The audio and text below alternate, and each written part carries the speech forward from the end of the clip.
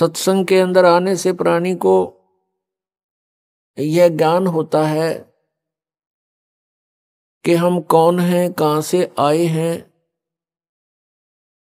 ये जन्म और मृत्यु का विधान ये किस कारण से बना हुआ है। हम प्रत्येक प्राणी इस बात से दुखी हैं कि मृत्यु हो जाती है, रोग और कष्ट शरीर पर आते हैं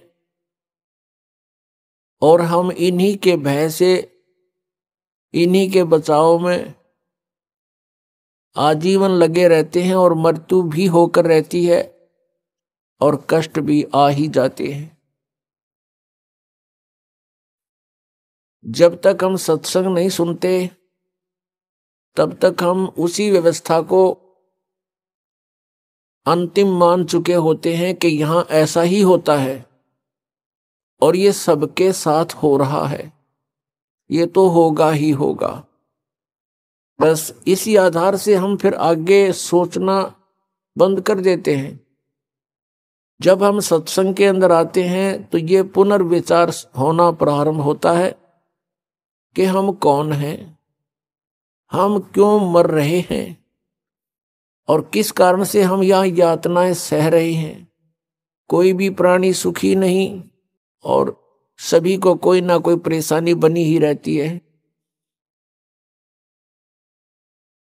तो ये ज्ञान सत्संग से होता है और सत्संग जो यथार्थ ज्ञान होता है उसको कहते हैं सत्य माने सच्चा, संग माने जहां सत्य के आधार से ही सारी कार्य क्रियाएं हों, वचन हो, उसको सत्संग कहते हैं।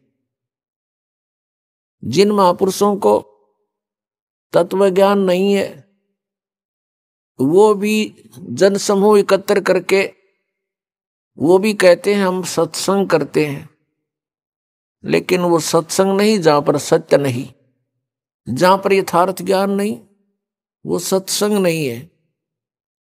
तो पुण्यात्माओं, आपका सौभाग्य है कि आपको ये सत्संग सुनने को मिला है।